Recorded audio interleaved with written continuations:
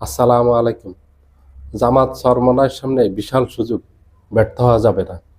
কোনো অবস্থাতে জামাত চরমনাইকে ব্যর্থ হওয়া যাবে না। বর্তমান রাজনীতিতে যে সুবর্ণ সুযোগ এসেছে জামাতের সামনে এবং চরমনাইয়ের পীরের সামনে, এক কথায় হলো বাংলাদেশের ইসলামী রাজনীতি যে সুযোগ এসেছে কাজে লাগানোর, আগামী নির্বাচনে ক্ষমতায় যাওয়ার, এই সুযোগটাকে কোনো অবস্থাতে হাতছাড়া করা যাবে না।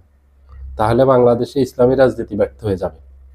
এই বিশাল একটা সুযোগ এসেছে 5ই আগস্টের পর, যে সুযোগটা আমাদের দেশে আর 54 বছরের ইতিহাসে কখনো আসেনি।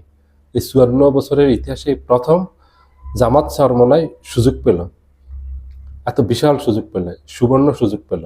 এই সুযোগটা হেলাফেলা করলে এবং ভুল করলে আর কোনোদিন পাবে না। এখনই ইসলামী দলগুলোর একটা সুবর্ণ সুযোগ আছে আগামী নির্বাচনে ক্ষমতায় যাওয়ার। যেভাবে 5ই আগস্টের পর ইসলামী দলগুলোর প্রতি মানুষ সমর্থন দিয়েছে, এখন পর্যন্ত সমর্থন আছে, আগামী নির্বাচনে ইসলামী দলগুলো নিরঙ্কুশ সংখ্যাগরিষ্ঠতা পাবে। বিএনপির সবচেয়ে মাথা ব্যথার কারণ হলো এটা। আগামী নির্বাচনে জামায়াতের নেতৃত্বে সরকার গঠন করতে যাচ্ছে ইসলামী দলগুলো, যে 12 দলীয় জোট করছে জামাতের নেতৃত্বে। সেখানে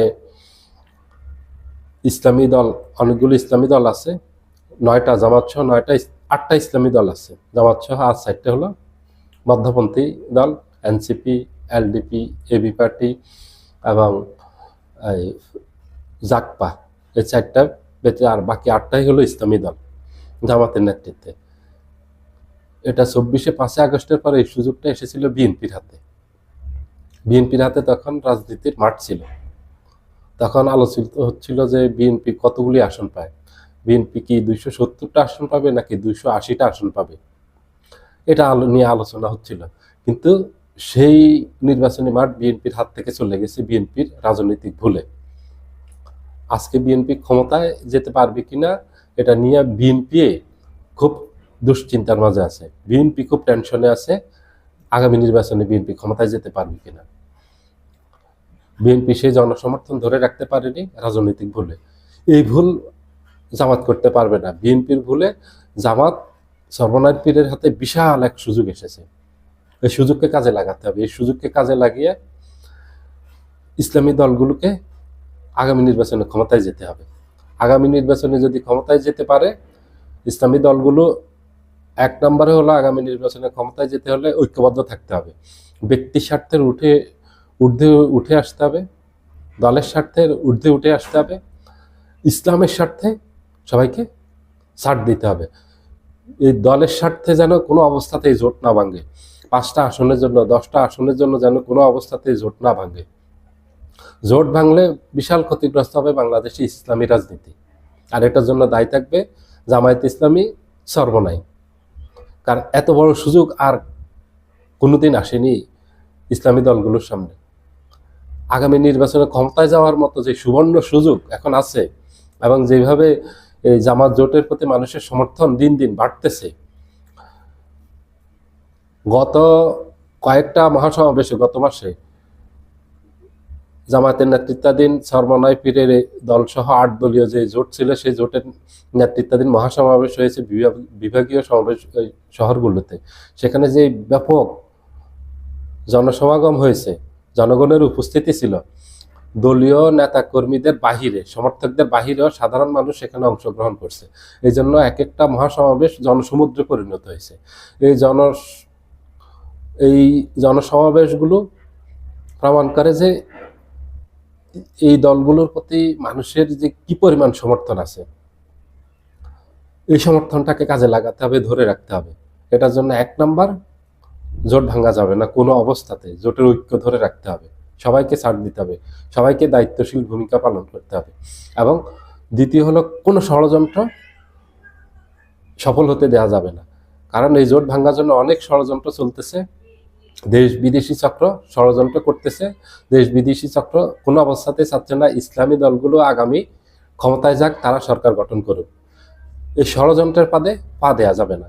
এখানে 1 নম্বর ষড়যন্ত্র করতেছে ভারত, আওয়ামী লীগ, যেটা বলার অপেক্ষা রাখে না। তার মাঝে পশ্চিমা শক্তিও চাচ্ছে না ইসলামী দলগুলো ক্ষমতায় যাক। এই জন্য ইসলামী দলগুলোর মাঝে সামান্য কোনো স্বার্থ, কোনো সামান্য সুযোগ পেলে ষড়যন্ত্র করবে এই জোট ভেঙে দেওয়ার জন্য। এই জোট ভেঙে দিলে তাহলে ইসলামের শত্রুরা সফল হবে, আর ইসলামী শক্তি দুর্বল হয়ে যাবে, ব্যর্থ হয়ে যাবে। আগামী নির্বাচনে যাওয়ার যে সুযোগ আছে, সুবর্ণ সুযোগ, যে একটা নিরপেক্ষ নির্বাচনের মাধ্যমে আগামী নির্বাচনে যে ব্যাপক জনসমর্থন আদায় করেছে এই জামাতের নেতৃত্বাধীন জোট, এটা আর ভবিষ্যতে পাবে কিনা সন্দেহ আছে, যদি এবার ভুল করে। এই নির্বাচনে কোনো অবস্থাতেই ভুল করা যাবে না, কোনো অবস্থাতেই দলের স্বার্থ দেখা যাবে না, ইসলামের স্বার্থে দেখে, দেশের স্বার্থ দেখে আপনাদেরকে সবাইকে ছাড় দিতে হবে। তাহলে ইসলামের শত্রুরা পরাজিত হবে, 12 দলীয় জোটের যে শত্রুরা আছে তারা পরাজিত হবে, আওয়ামী লীগ পরাজিত হবে, ভারত পরাজিত হবে, জিতে যাবে ইসলাম, জিতে যাবে বাংলাদেশ, জিতে যাবে স্বাধীনতা, সার্বভৌমত্ব, জিতে যাবে ইনসাফ।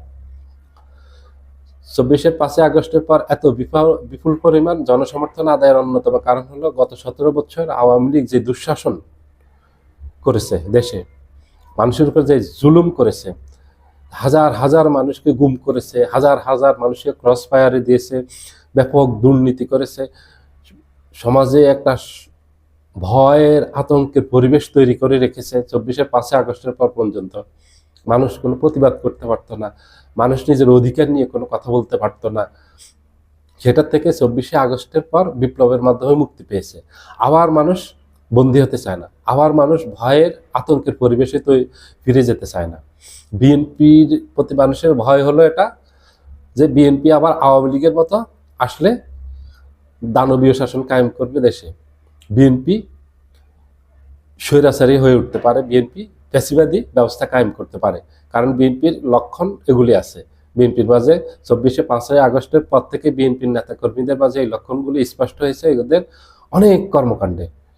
24শে আগস্টের পর বিএনপি যেভাবে সন্ত্রাস করছে, চাঁদাবাজি করছে, দখলবাজি করছে, টেন্ডারবাজি করছে, খুন খারাপির সাথে জড়িয়ে গেছে, নিজেদের অন্তদ্বন্দ্বে এই পর্যন্ত সারা বাংলাদেশে কমপক্ষে 500-র মতো নেতাকর্মী নিহত হয়েছে, এবং সমাজে একটা যে ভয় ভীতি আতঙ্কের পরিবেশ তৈরি করছে, যেটা গত 17 বছর আওয়ামী লীগ করছে, বিএনপিও সেটা ক্ষমতা আসার আগেই করছে। এই জন্য বিএনপি জনসমর্থন হারিয়ে ফেলছে।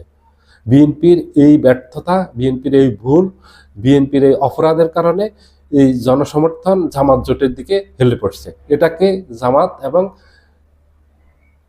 সর্বনাশ পীরের ধরে রাখা একদম ফরজ দায়িত্ব। এই দায়িত্ব যদি পালন করতে না পারে, তা আগামী দিনে এই জামাতের প্রতি, সর্বনাশ পীরের প্রতি, ইসলামী দলগুলোর প্রতি মানুষের আস্থা হারিয়ে ফেলবে।